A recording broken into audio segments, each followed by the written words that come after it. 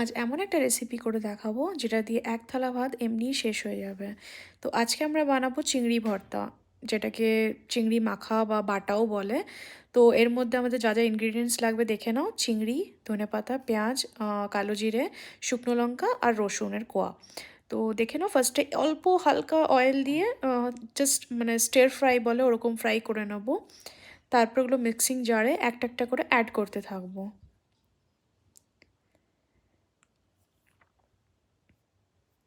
ধনেপাতাটা তোমরা চাইলে স্কিপও করতে পারো, বাট আমার পার্সোনালি ওই ধনেপাতার ফ্লেভারটা ভালো লাগে, তাই আমি ওটা অ্যাড করেছি।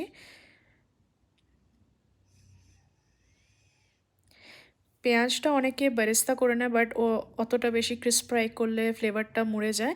একটু ডিপ গোল্ডেন ব্রাউন করলে বেশি ভালো লাগবে ফ্লেভারটা। আর কালো জিরার পেঁয়াজটা একসাথে আমি ভেজে নিয়েছিলাম, যাতে ফ্লেভারটা আরও এনহ্যান্স হয়ে যায়। এবার চিংড়ি মাছটাকে খুব অল্প তেল দিয়ে ভেজে নেব। ভাজার পরেও সল্ট অ্যাড করে, লেমন অ্যাড করে আমি এটাকে গ্রাইন্ড করে নেব। গ্রাইন্ড করার পরে আমি এটা সার্ভ করে দেবো উইথ হোয়াইট রাইস।